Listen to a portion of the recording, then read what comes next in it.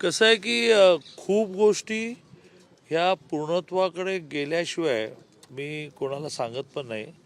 जवळजवळ 6-8 महिन्यापूर्वी कुठे गेले 8 महिन्यापूर्वी हा विषय आला की माननीय नामदार माधुरीताई मिसाळांच्या आमदार निधीतून एकाच वर्षी 25 लाखापेक्षा जास्त देता येत नाही, पण त्यांनी टप्प्याटप्प्याने 2 कोटी रुपये इथल्या विकास कामासाठी दिले. काही विकास कामं निधी देऊनही रेंगाळली होती. तर मला श्रीयुत भागवत यांनी हा आग्रह धरला की ती कामं पण थोडी आम्हाला स्पीडअप करून द्या. सारखं कुठलं तरी टेक्निकल सँक्शन यायचं आहे आणि प्रशासकीय यायचं आहे असं अडकलं आहे. तर ते मी स्पीडअप केलं, पण बरोबरीने मी त्यांना असं म्हटलं की खूपशी कामं ही सरकारी निधीमध्ये बसत नाहीत, ती आपल्याला CSR मधून करता येतात. CSR ही समाजाची आता मोठी ताकद निर्माण झालेली आहे. पॅरलल बजेट हा शब्द वापरणं चुकीचं आहे, कारण बजेट खूपच मोठं असतं. पण बजेट सारखंच खूप कामं आपल्याला CSR मधून करता येतात, कारण तो नियमच झाला, कायदाच झाला की तुमच्या 5 कोटीच्या वरच्या प्रॉफिटला 2% बाय कंपल्सरी तुम्हाला सामाजिक काम करायला लागेल, ट्रस्ट करायला लागेल. 75% 31 मार्चच्या आधी खर्च करायला लागेल.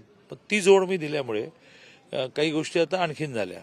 आताही मी त्यांना आग्रह धरला की याचं जे झालंय त्याचं उद्घाटन मला केंद्रीय मंत्री आदरणीय राजनाथ सिंग यांच्या हस्ते करायचं आहे. तर तुम्ही आत्तापासून तारीख ठरवा. तर टेंटेटिव्ह आम्ही मे महिन्यामध्ये अक्षय तृतीयेची तारीख ठरवतोय आणि त्याच्या उलटं टाइमटेबल करून ह्यांनी कामं पूर्ण करायची आणि त्याच्या उलटं टाइमटेबल करून आत्तापासून मी राजनाथ सिंगांच्या मागे लागायचं असून एक मोठा कार्यक्रम इथे करायचा आहे. एक टप्पा संपेल, म्हणजे माधुरीताई मिसाळ यांचे 2 कोटी आणि CSR मधून मी मिळवून दिलेले पैसे. मी त्यांना म्हटलं की पुढच्या वर्षभरात पूर्ण होईल अशी पण एक कामाची यादी करा आणि ते मग जिल्हा नियोजनमध्ये बसवता येईल का, नगर विकासमध्ये मागूया का, तीर्थक्षेत्रामध्ये मागूया का, यात्रामध्ये मागूया का CSR मध्ये मागूया करू. आणि पर्वतीचं सगळा इतिहास लोकांना नीट कळेल. आणि सगळ्यात महत्त्वाचं म्हणजे पर्वतीवर यायला फिरण्याच्या बरोबरीने काही हेतू आहे असं होईल की ते बघायला मिळेल, इतिहास समजून घ्यायला मिळेल, असा एक प्रयत्न झाला आहे. म्हातोबाचा विषय वेगळा आहे. तिथे मी माझ्या वाढदिवसानिमित्त 65,000 झाडं महाराष्ट्रात लावली. तर एक तरी स्पॉट आपण आपल्या मुलासारखा वाढावा म्हणून 6,500 झाडं लावली. तिथे माणसं लावली आहेत, पाईपलाईन केली आहे, ड्रीप केलं आहे, टाक्या बांधल्या आहेत, टँकर सांगितले आहेत. तिसऱ्यांदा गेल्या महिन्याभरामध्ये आग लावली गेली. यावेळी तर 2,500 झाडं होरपडली आहेत. आणि म्हणून मग संतापून मी तिथे गेलो. फॉरेस्टचे अधिकारी बोलवले, पोलीस अधिकारी बोलवले आणि 13 तारखेला दुपारी 4ला फॉरेस्टच्या ऑफिसमध्ये एक बैठक लागली की ज्याच्यामध्ये त्यांनी त्यांच्या रिक्वायरमेंट तरी एकदा सांगा बाबा काय आहेत, शासनाकडून काय मिळवता येईल, CSR मधून काय मिळवता येईल. CSRचा जुना शब्द लोकवर्गणी असं मी त्यांना म्हटलंय. जसं त्यांना गार्ड हवे आहेत, आता 2च आहेत, अजून 4 हवे आहेत. म्हटलं ठीक आहे, तुम्ही सांगा, आम्ही आमच्या काही मित्रांच्या कंपन्यांच्या एक्सपेंडिचरमध्ये त्यांची सॅलरी टाकू. मग त्यांना काही टॉवर्स हवे आहेत, त्याच्या परवानग्या नागपूरला मिळाव्या लागतात. असं सगळं आम्ही करू. म्हातोबाचा जाण्याचा विषय वेगळा होता, पर्वतीचा वेगळा. राज्य सरकारकडून खरंतरी 2 लाडकी बहीण योजनेसंदर्भात 2100 रुपये देऊ असं का आश्वासन होतं. मात्र वित्त विभाग आता म्हणतो की यावर्षी ते 2100 रुपये देता येणार नाहीये. वित्त विभाग हा म्हणजे वित्त विभागातले मंत्री अजितदादा असं म्हणणार असतील तर त्याला महत्व आहे. वित्त विभागाने फक्त सूचना करायच्या असतात, जाणीव करून द्यायची असते, लक्ष वेधायचं असतं. तसं वित्त विभागाने लक्ष वेधलं आहे की थोडीशी आपली आर्थिक स्थिती ही सुधारली पाहिजे. तर ती सुधारण्याचे सगळे प्लॅन्स माननीय देवेंद्रजी आणि दोन्ही उपमुख्यमंत्री यांच्याकडे तयार आहेत. आणि त्याच्यातून ही जी आर्थिक स्थिती वेगवेगळ्या कारणाने, ज्याला आपण म्हणून लोकोपयोगी योजनांमुळे थोडीशी समजा बिघडली असली, तर त्याला पुन्हा एकदा नॉर्मलला आणण्याचे सगळे प्लॅन हे तिघांच्या डोक्यात आहेत. आपल्याला नजीकच्या काळात दिसेल की एक एक विषय आणि असा नवीन आणला.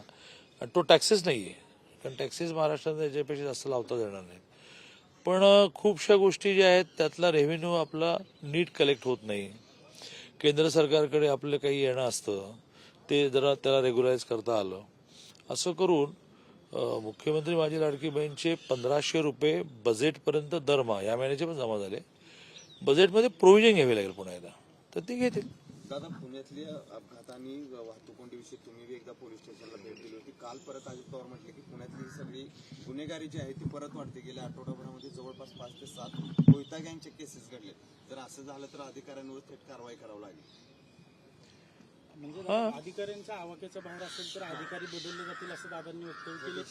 तर देवेंद्र फडणवीसांकडून पोलिसांची पाठराखण केली गेली की पुण्याचा विस्तार वाढतोय त्यामुळे गुन्हेगारी आहे, आरोपींना पकडलं गेलंय. हे बघा, दोघांचंही म्हणणं त्यांच्या त्यांच्या स्टाईलप्रमाणे बरोबर आहे. अजितदादा काय म्हणाले की जर कुचराई केली कामामध्ये तर कारवाई करेन. देवेंद्रजी काय म्हणाले की वाढत्या पॉप्युलेशनमुळे थोडा क्राईम वाढतोय पण आम्ही तो कंट्रोल करू. कंट्रोल करण्यामध्ये सुद्धा कारवाई येतेच ना.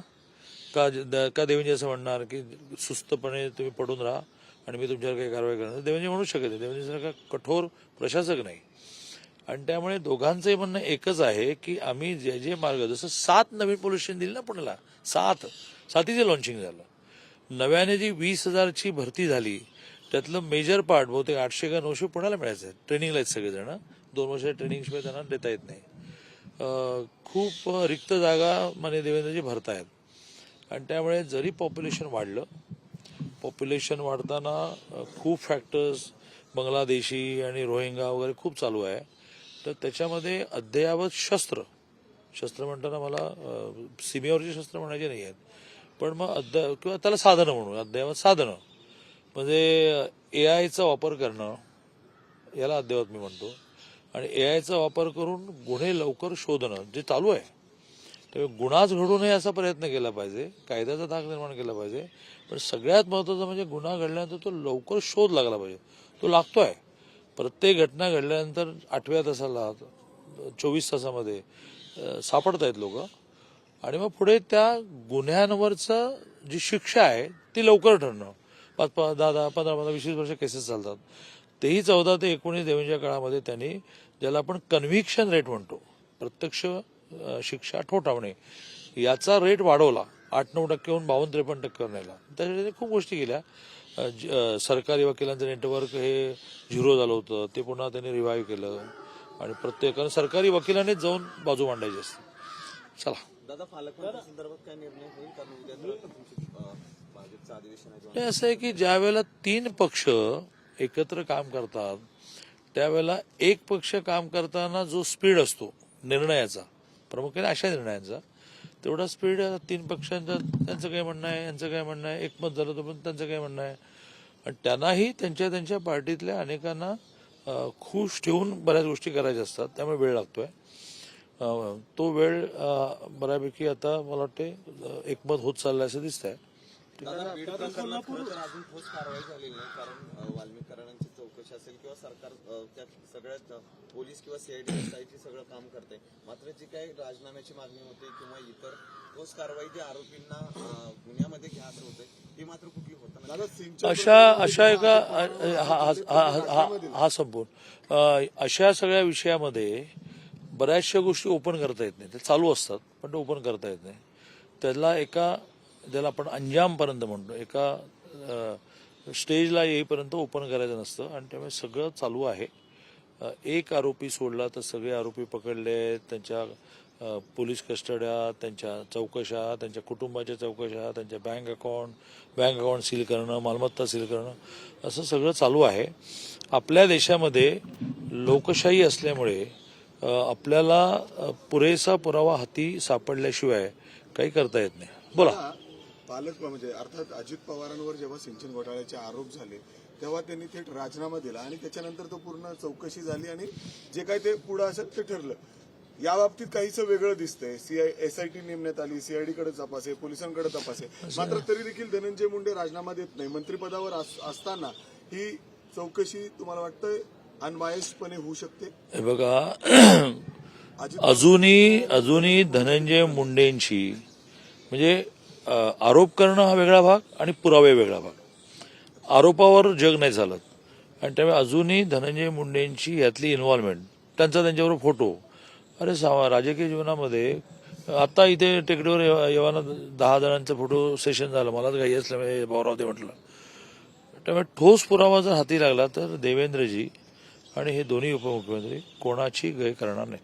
दादा, त्याचबरोबर अमोल कोल्हे यांनी थेट मित्रपक्षांनाच एक खोचक सल्ला दिलाय. अर्थात विधानसभाच्या निवडणुकीनंतर अजून सुद्धा काँग्रेसची मोडलेली पाठ ती सरळ झालेली नाही, त्यांना कुठेतरी जाग आलेली नाही, किंबहुना शिवसेनेने देखील ते झोपलेले आहेत, अजून सुद्धा कुठेतरी ऍक्टिव्ह मोडवर दिसत नाही, असं स्वतः खासदार अमोल कोल्हे त्यांच्या मित्रपक्षाला टोला बजावतात. मी आज सकाळी जयंत पाटलांनी पण काहीतरी म्हटल्याचं वाचलं, पण मला आता एक्झॅक्ट वर्डिंग आठवत नसताना बोलणं बरोबर नाही, पण जयंतराव याच आशयाचं बोलले. तर हे चांगलं आहे की त्याच्यामध्ये त्यांनी एकमेकाला जागं करणं जे चाललंय ते चांगलं आहे की ज्याच्यातून त्यांना आपल्या चुका कळतील, ते पुन्हा झडझडून कामाला लागतील. कारण आता मजाच येत नाहीये, विरोधी पक्ष नसताना मजा येत नाही. उद्या महानगरपालिका निवडणुका लागल्या आणि असे पडणारे वीक कॅन्डिडेट कारण मिळणारच नाहीत ना माणसं, जर उभे केले तर निवडणुकीला मजाच येणार नाही. कोल्हापूरच्या पालकमंत्री पदासाठी तुमचं नाव चर्चेत आहे दादा. हा, पवारांनी परवाच्या राष्ट्रवादीच्या कार्यक्रमात RSS चे कौतुक केलं कामाचं त्यांच्या काम ज्या पद्धतीने त्यांची कामाची पद्धत आहे. काम केलं ते RSS. असं आहे, पवार साहेबांचं दुर्दैव असं आहे की त्यांनी स्तुती केली तरी तुम्हाला शंका येते, त्याने टीका केली तरी शंका येते, पण ते मात्र खमकी आहेत की तुम्ही त्यांना काही म्हणा ते याही वयात कामच करत असतात. तेव्हा आता स्तुती केली तर चांगली आहे ना, एकदम त्या संशयाने का बघताय की का स्तुती केली. हा, तुम्ही काय म्हणता शेवटचा प्रश्न. कोल्हापूरच्या पालकमंत्री पदासाठी तुमचं नाव चर्चेत. माझं चंद्रपूरसाठी नाव येत आहे, माझं अमरावतीसाठी नाव येत आहे, माझं बीडसाठी नाव येत आहे, माझं सोलापूर, कोल्हापूर, सांगली. तुम्हाला कुठं जायला हवं? कोणाला नाही नाही, मी तर नेहमीच उत्तर आहे, देवेंजी सांगतील तो जिल्हा घ्यायचा आणि गप कामाला लागायचं. कर्डिले असं म्हणतात की महायुतीकडे बरेच खासदार आहेत, त्यांना इतर खासदारांची कोण गरज नाही. कोण म्हणतं? आमदार कर्डिले हा, महायुतीकडे बरेच खासदार आहेत, त्यांना बाहेरच्या खासदारांची गरज नाही, किंवा महाविकास आघाडीतीलच खासदार त्यांच्या संपर्कात आहेत, ते त्यांच्याकडे येण्यासाठी इच्छुक आहेत, कारण त्यांना माहिती आहे जर आपण गेलो नाही तर भविष्यात आपल्याला राजकारण करता येणार नाही. हे त्यांचं जे विश्लेषण त्यांनी मांडलं तर त्याच्यावर मी काय म्हणणार. वाटतं असंच परिस्थिती आहे. इतर खासदार तुमच्या संपर्कात आहेत का? नाही नाही नाही, मला काहीच माहित नाही. तुमच्या संपर्कात आहे, इच्छुक आहेत? माझी सगळी उत्तरं ही तुम्हाला पाठ आहेत. मग मध्ये मध्ये तुम्ही विसरता म्हणून मग एक उत्तर द्यायचं झालं तर आमची एक 22 मजली इमारत आहे, मला 121 नंबरची रूम दिली आहे, त्या रूमला स्वच्छ ठेवण्याचं काम मी अतिशय सकाळी उठल्यापासून करत असतो. 122 मध्ये काय झालंय हे तू बघायचं नसतं, असं आमची कार्यपद्धती आहे. तसं कोण खासदार संपर्कात आहेत, हे आहेत का ते आहेत, मग ते अजून काय येत नाही, उशीर का होतोय, हे जेव्हा मला काम दिलं जाईल त्या कोणापेक्षाही जास्त माहिती मी देईन तुम्हाला. दिस माय चॅलेंज.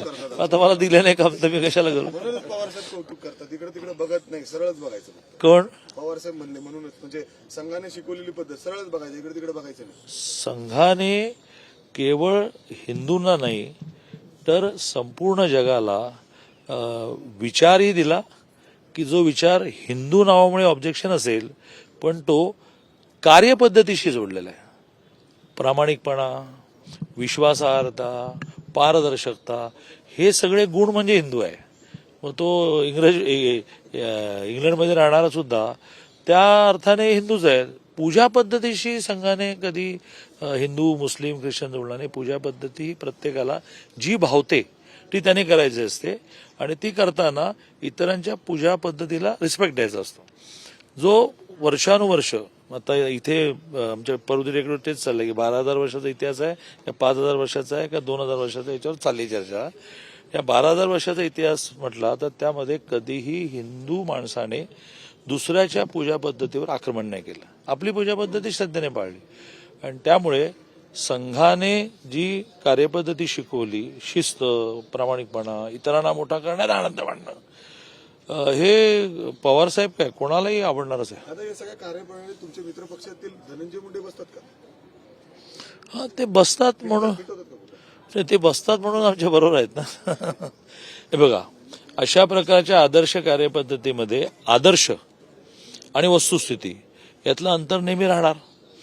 विकास त्यालाच म्हणतात, म्हणजे रोडचा विकास असेल आणि माणसाचा विकास असेल, आदर्श आणि वस्तुस्थिती यातलं अंतर कमी करणं म्हणजे विकास असतो. तर ते सगळ्या गोष्टी समजा नसतील धनंजय मुंडेंकडे, ज्या नाही आहेत ते येतील आगामी काळामध्ये.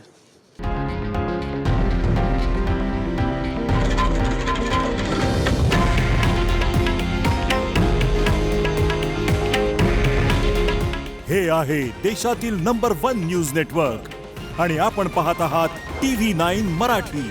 काळजी तुमची, हित महाराष्ट्राचं.